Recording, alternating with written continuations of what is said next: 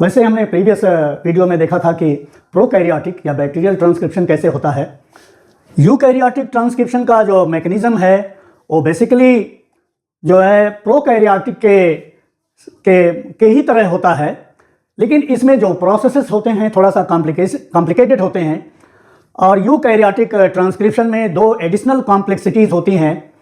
पहला होता है कि इसमें 3 आरएनए पॉलीमरेजेज होते हैं मुख्य, जबकि प्रोकैरियोट्स में जो पॉलीमरेज होता है आरएनए पॉलीमरेज वो एक होता है, सिंगल होता है, और यूकैरियोट्स में 3 होते हैं। और दूसरी कॉम्प्लेक्सिटी जो है यूकैरियोटिक ट्रांसक्रिप्शन में कि जो प्री ट्रांसक्रिप्ट बनती है या जो प्राइमरी ट्रांसक्रिप्ट बनती है, इसमें वो एक्सॉन्स और इंट्रॉन्स दोनों को कंटेन करती है। तो यहाँ पर थोड़ा सा कॉम्प्लिकेशन हो जाता है। यूकैरियोटिक आरएनए ट्रांसक्रिप्ट्स जो प्रोड्यूस होते हैं वो मोस्टली एचएनआरएनए होते हैं।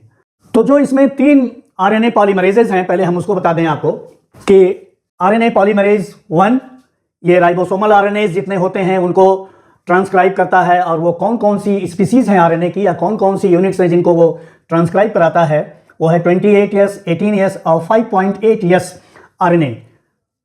जो राइबोसोम होता है वो राइबोसोमल आरएनए और प्रोटीन का बना होता है। तो 3 तो स्पीसीज ये हो गई, और एक चौथी स्पीसीज यहाँ पर है जो 5S आरएनए कहा जाएगा। ये चारों मिलकर जो है राइबोसोम के आरएनए को कंट्रीब्यूट करते हैं। आरएनए पॉलीमरेज 1 के द्वारा ये 3 स्पीसीज ट्रांसक्राइब होती हैं राइबोसोमल आरएनए के। और दूसरा है आरएनए पॉलीमरेज 2, ये मैसेंजर आरएनए को ट्रांसक्राइब कराता है। और बहुत से स्मॉल न्यूक्लियर आरएनएज हैं, वो कौन से होंगे, उनको कहेंगे स्मॉल न्यूक्लियर आरएनए, एसएनआरएनए। और दूसरा है स्मॉल न्यूक्लियोलर आरएनए। एक तो न्यूक्लियस में पाया जाएगा उसको एसएन कहेंगे, और एक न्यूक्लियोलस में पाया जाएगा उसको एसएनओ कहेंगे, एसएनओ आरएनए। और कुछ माइक्रो आरएनए होते हैं जिनको एमआईआरएनए भी कहेंगे। तो ये मुख्य पॉलीमरेज 2 के द्वारा ट्रांसक्राइब होने वाले आरएनएज हैं, जिसमें सबसे प्रमुख होता है मैसेंजर आरएनए, जिसके द्वारा प्रोटीन की सिंथेसिस होती है। आरएनए पॉलीमरेज 3 ये ट्रांसफर आरएनए को ट्रांसक्राइब करता है, और 5S आरएनए जो कि राइबोसोम की एक स्पीसीज है, राइबोसोमल आरएनए की एक स्पीसीज है या एक यूनिट है। तो इस तरह से ये तीनों पॉलीमरेजेस हैं जो डिफरेंट आरएनए स्पीसीज को ट्रांसक्राइब करते हैं। तो ये 2 कॉम्प्लेक्सिटी है प्रोकैरियोट्स के कंपैरिजन में, जबकि प्रोकैरियोट्स में जो आरएनए पॉलीमरेज होता है वो सिंगल होता है, उसमें वैरायटी आरएनएज की नहीं है। तो जो ट्रांसक्रिप्शन के बेसिक प्रोसेसेस हैं कि एक प्रमोटर साइट होगी जिससे आरएनए पॉलीमरेज जाके अटैच होगा, जिसको रिकॉग्नाइज करेगा और उसे अटैच करेगा, और उसमें एक स्टार्ट पॉइंट होगा जहां पर पहला न्यूक्लियोटाइड जो है ट्रांसक्राइब होगा, कॉम्प्लीमेंट्री बेस पेयरिंग होगी। फिर उसमें आरएनए की सिंथेसिस वहीं से स्टार्ट होगी, सिंथेसिस या जिसको हम कहेंगे कि आरएनए की चेन का इलांगेशन स्टार्ट होगा, जिसमें राइबो न्यूक्लियोटाइड ट्राइफॉस्फेट्स जाके जुड़ते जाएंगे और चेन जो है बढ़ती चली जाएगी। और एक पॉइंट ऐसा आएगा जब आरएनए का ट्रांसक्रिप्शन जो है, आरएनए की जो सिंथेसिस है वो स्टॉप कर जाएगी, और वो होगा टर्मिनेटर पॉइंट। तो बेसिक पैटर्न या बेसिक मैकेनिज्म जो है प्रोकैरियोट्स और यूकैरियोट्स का सिमिलर है, सिर्फ इनके प्रोसेसेस थोड़ा कॉम्प्लेक्स हैं। तो जो सेकेंड थिंग है इसमें कॉम्प्लेक्सिटी में कि जो प्री आरएनए ट्रांसक्रिप्ट है वो एक्सॉन्स और इंट्रॉन्स दोनों को कंटेन करती है। जो यूकैरियोटिक जीन्स होते हैं उनमें इंटरवेनिंग सीक्वेंसेस पाए जाते हैं, और ऐसे जीन्स जिसमें इंटरवेनिंग सीक्वेंसेस या नॉन कोडिंग सीक्वेंसेस पाए जाएंगे, ऐसे जीन्स को कहा जाता है स्प्लिट जीन्स। ये रूल है करीब करीब, ये एक्सेप्शन नहीं है। बहुत कम ऐसे एग्जाम्पल होंगे जिसमें इंट्रॉन्स नहीं पाए जाते होंगे, और वो है ईस्ट का जीन, उसमें जो है इंट्रॉन्स नहीं पाए जाते हैं। वो जस्ट प्रोकैरियोट से थोड़ा सा एडवांस है, और वो ईस्ट जो है यह एक यूकैरियोटिक सेल है। तो जो इसमें ये यहाँ से सपोज करिए कि यहाँ से लेके यहाँ तक एक जीन है, तो जितने भी 3 तरह के आरएनएज हैं, मैसेंजर आरएनए है, राइबोसोमल आरएनए है या ट्रांसफर आरएनए है, वो सब की सब जो आरएनए की वैरायटीज हैं वो डिराइव होती हैं एक प्रीकर्सर आरएनए मॉलिक्यूल के द्वारा। तो जो इनिशियल प्रीकर्सर आरएनए है वो उसकी जो लेंथ है वो डीएनए के फुल लेंथ के बराबर होती है, जो डीएनए की लेंथ जो है ट्रांसक्राइब होती है। तो जो डीएनए की लेंथ या डीएनए की जीन के द्वारा जो आरएनए ट्रांसक्राइब होगा या जो आरएनए सिंथेसाइज होगा उसको कहते हैं प्राइमरी ट्रांसक्रिप्ट या प्री आरएनए। तो वो करेस्पॉन्डिंग सेगमेंट डीएनए का जिससे एक प्राइमरी ट्रांसक्रिप्ट बनती है या ट्रांसक्राइब होती है या सिंथेसाइज होती है, उसे कहते हैं ट्रांसक्रिप्शन यूनिट। तो एक ट्रांसक्रिप्शन यूनिट के द्वारा एक प्राइमरी ट्रांसक्रिप्ट बनती है, और यूकैरियोट्स में जो प्राइमरी ट्रांसक्रिप्ट होती है वो बहुत लंबी होती है, जबकि उसका फाइनल प्रोडक्ट जो है वो शॉर्ट हो जाता है। जब इलांगेशन चेन का स्टार्ट होता है, पहले न्यूक्लियोटाइड सिंथेसाइज होती है और चेन का इलांगेशन स्टार्ट होता है, तो तुरंत जो है आरएनए की प्रोसेसिंग भी स्टार्ट हो जाती है। प्रोसेसिंग में क्या होता है कि प्रोसेसिंग में जैसे ही पहली न्यूक्लियोटाइड सीक्वेंस बाहर आएगी, उससे वो जो है उसके एंड पर कैपिंग होती है, और वो कैपिंग होती है गोनोसिन ट्राइफॉस्फेट की। ये है गोनोसिन और ये है ट्राइफॉस्फेट। वो इसके साथ जाके प्राइमरी ट्रांसक्रिप्ट के जो 5 प्राइम एंड पर न्यूक्लियोटाइड है, 5 प्राइम एंड ये है, उससे जाके ये अटैच हो जाएगी।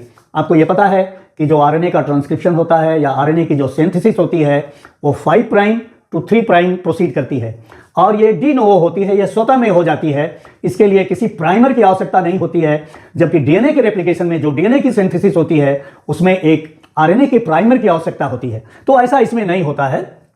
इसमें गोनोसिन ट्राइफॉस्फेट ये 5 प्राइम एंड के न्यूक्लियोटाइड से जाके अटैच हो जाएगा और ये कैप बनाता है। इस कैप से कई बेनिफिट्स हैं आरएनए ट्रांसक्रिप्ट को, कि ये इसको स्टेबिलिटी प्रोवाइड करता है और ये ट्रांसलेशन के इनिशिएशन में ये हेल्पफुल होता है। तो ये 5 प्राइम की जो कैपिंग है वो गोनोसिन ट्राइफॉस्फेट के द्वारा, और वो 5 नंबर पोजीशन पर ये जो है ट्राइफॉस्फेट्स होंगे, और यहाँ हम इसको और पर्टिकुलर नेम दे रहे हैं कि वो 7 मिथाइल गोनोसिन 5 प्राइम ट्राइफॉस्फेट है। तो गोनोसिन जो है एक डबल रिंग स्ट्रक्चर है, और उस डबल रिंग स्ट्रक्चर के 7 नंबर पोजीशन पर जो है मिथाइल ग्रुप जाके अटैच हो जाता है, जो इसके डिग्रेडेशन को नहीं होने देता है, जिससे आरएनए ट्रांसक्रिप्ट जो है डिग्रेड नहीं होती है, ये इंटैक्ट पड़ी रहती है। तो इस तरह से ट्रांसक्रिप्शन होता चला जाएगा, और जितने भी मोस्ट ऑफ द यूकैरियोटिक जो जीन्स हैं वो स्प्लिट जीन्स हैं, मतलब उसमें एक्सॉन भी है और इंट्रॉन भी है। इंट्रॉन जो कि नॉन कोडिंग या इंटरवेनिंग सीक्वेंसेज हैं न्यूक्लियोटाइड्स के, वो प्रेजेंट होते हैं। तो देखिए यहाँ पर ये ऑरेंज कलर में एक्सॉन शो किया गया है, ग्रीन कलर में इंट्रॉन शो किया गया है। ये हमने आपको यहाँ पर इसकी डेफिनेशन भी लिख दिया कि एक्सॉन के क्या मीनिंग है और इंट्रॉन के क्या मीनिंग है, और ये दोनों मिलके स्प्लिट जीन के पार्ट बन जाते हैं। तो एक्सॉन्स जो हैं वो functional RNA, mature RNA produce करते हैं, और जितने भी इंट्रॉन्स हैं वो स्प्लाइसिंग मैकेनिज्म के द्वारा बाहर किए जाते हैं। वो ये देखिए, ये लॉरिएट बनने लगता है मैकेनिज्म से।